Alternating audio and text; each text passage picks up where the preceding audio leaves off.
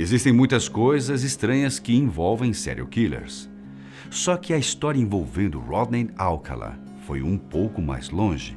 Hoje eu vou te mostrar como ele chegou a participar de um programa de TV, sendo descrito como um bom pretendente. Já pensou em ir a um programa procurando sua alma gêmea e, sem querer, dar de cara com um criminoso muito perigoso? Eu sou Uriel Martínez e você é muito bem-vindo ao canal Fatos Desconhecidos. Rodrigo Jacques Alcala Bucor nasceu na cidade de San Antonio, no estado do Texas, nos Estados Unidos, em 1943. Depois, quando adulto, ele decidiu trocar o seu nome para Rodney James Alcala. Por conta disso, irei chamá-lo de Rodney Alcala. A infância de Alcala não foi muito boa. Seu pai deixou sua família quando ele ainda era jovem e nunca mais voltou. Procurando uma vida melhor, sua mãe decidiu levar Alcala e seus irmãos para Los Angeles, na Califórnia. Lá, quando tinha 17 anos, Rodney decidiu se alistar. Ele foi aceito, mas não serviu diretamente em combate ou coisa parecida. Alcala foi direcionado a funções burocráticas. Passou 4 anos como escriturário das Forças Armadas. Só que o seu psicológico nunca foi muito bom. Desde criança ele sofria bastante e durante um dia de trabalho ele teve uma forte crise nervosa. Ele teve que ser medicado e passou a ser avaliado por psiquiatras do Exército. A avaliação concluiu que ele tinha um tipo de transtorno de personalidade antissocial. Por isso, acabou sendo afastado de suas funções. A primeira vítima de Alcala foi uma menina de apenas 8 anos de idade chamada Taylor Shapiro, em 1968. A criança estava indo para a escola, quando o serial killer se aproximou e aproveitou que ela estava sozinha e a convenceu a entrar em seu carro. Só que, para a surpresa dele, uma pessoa que estava na rua suspeitou do que estava acontecendo e decidiu segui-lo. Esta pessoa notou que Rodney chegou em um apartamento, no caso, o do próprio criminoso, e subiu com a criança para lá. Então, ao saber onde a criança estava, a testemunha pôde ligar para a polícia e informar o que estava acontecendo. Dentro do apartamento, o horror já havia começado. A criança foi estuprada e, além disso, Alcala a perfurou com um pedaço de ferro. Quando a polícia bateu na porta, o criminoso percebeu a movimentação dos agentes e conseguiu fugir pela porta de trás. Milagrosamente, a criança conseguiu sobreviver apesar do grave ferimento. Agora, ele era procurado não só pela polícia, como também pelo FBI. O caso repercutiu de tal forma que Rodney foi colocado na lista dos 10 mais procurados do FBI.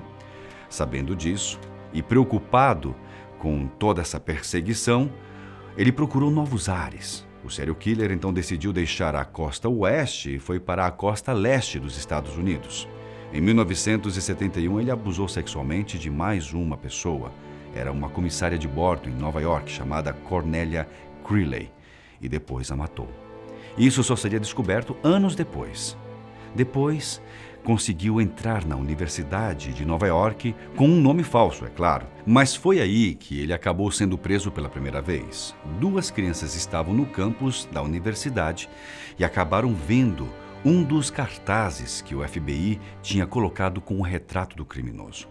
Elas então relataram aos responsáveis pela segurança do local que haviam visto Alcala na universidade. A polícia foi chamada e conseguiu prender Rodney. Só que houve um problema no julgamento de Alcala. A família de Shapiro havia se mudado para o México e não tinha nenhuma intenção de voltar aos Estados Unidos para poder depor contra o serial killer. Então, ele acabou ganhando um tipo de sentença especial na qual, a partir do momento em que se demonstrasse apto a voltar à sociedade, ele seria libertado.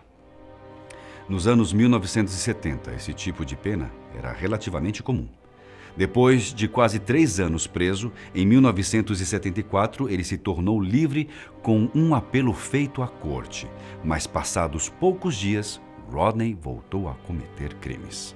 Desta vez, ele sequestrou uma menina de 13 anos de idade, a obrigou a usar maconha e a beijou sem seu consentimento. Ele foi descoberto e voltou para a cadeia, ficando lá mais 2 anos. Finalmente, em 1977, ele estava nas ruas novamente. conseguiu uma aprovação para poder ir até a cidade de Nova York. Lá, ele matou Ellen Jane Hoover, de 23 anos. Na época, o FBI desconfiou de Alcala e até o interrogou. Como o corpo desta mulher não foi encontrado e faltavam muitas provas para se indiciar Rodney, ele foi liberado. Ellen foi enterrada em um local fora da cidade, algo que só seria descoberto anos depois. O julgamento pela morte de Hoover foi feito juntamente ao julgamento de Cornelia Crilley, a comissária de bordo morta em 1971. Isso só foi acontecer em 2011. O assassino confessou as duas mortes. Porém, até aquele momento, em 1978, só se sabia que ele tinha abusado e tentado matar Shapiro e que era suspeito da morte de Hoover, só que sem provas suficientes. Ao menos, de acordo com a lei, ele estava limpo para seguir com sua vida, e tudo corria de forma discreta até o ano de 1978. Vai até parecer uma piada o que eu vou te contar agora, mas Alcala participou de um programa de TV denominado The Dating Game. Esse era um programa daqueles que formavam casais. Rodney foi apresentado como um bom partido, sendo um fotógrafo profissional de relativo sucesso. Mas cabe uma explicação a respeito disso. Um pouco antes de entrar no programa, o criminoso começou a convencer várias pessoas naquela cidade de que ele era um fotógrafo profissional e que estava atrás de fazer um portfólio. Assim, centenas de pessoas se voluntariaram para posar para ele. Algumas dessas pessoas se tornaram suas vítimas. Monique Hoyt, de 15 anos, foi uma dessas pessoas.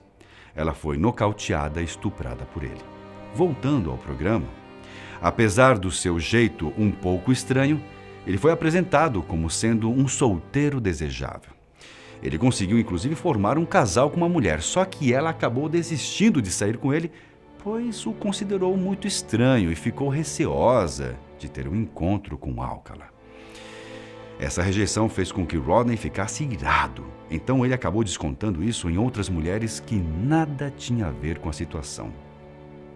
Na Califórnia, ele estuprou e matou Charlotte Lamb, de 31 anos. Em junho de 1979, ele abusou e matou outras duas pessoas. A primeira foi Jill Parenteau, de 21 anos. A segunda foi Robin Samsu, que morreu asfixiada. Aliás, esse era o principal modus operandi do criminoso. Suas vítimas fatais, após serem abusadas, eram asfixiadas até a morte.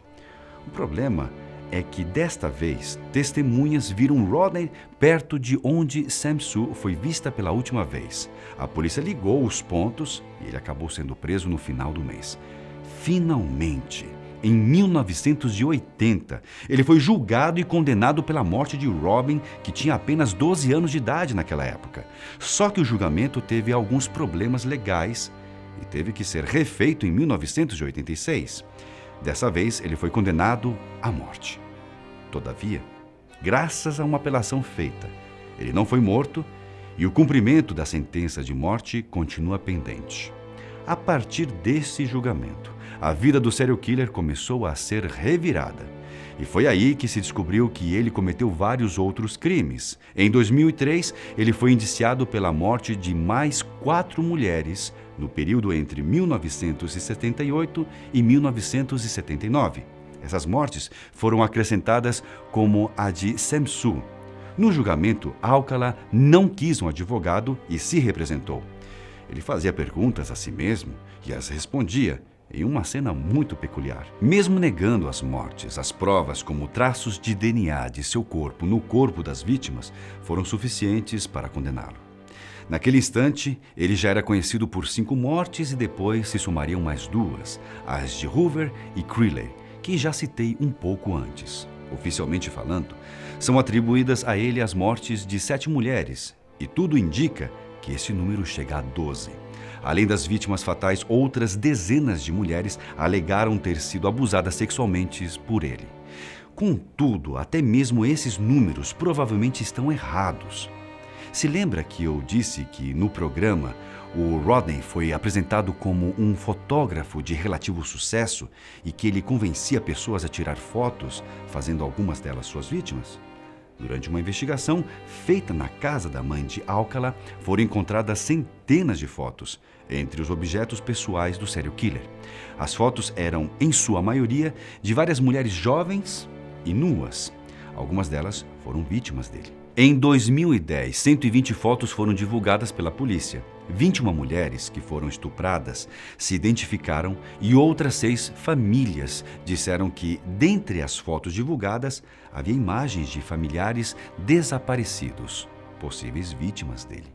Ou seja, esses números de vítimas que eu falei anteriormente pode ser ainda maior e talvez nunca saberemos realmente quantas pessoas tiveram suas vidas retiradas ou prejudicadas por ele.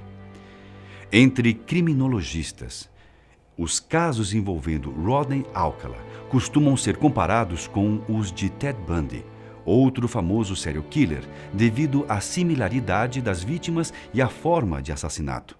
Até o dia em que esse vídeo foi produzido, Alcala permanece preso com 75 anos de idade, na prisão estadual da Califórnia. Provavelmente ele passará o resto de sua vida atrás das grades. O vídeo de hoje chega a seu fim, mas nos encontraremos no próximo vídeo aqui no canal Fatos Desconhecidos. Um forte abraço para todos vocês.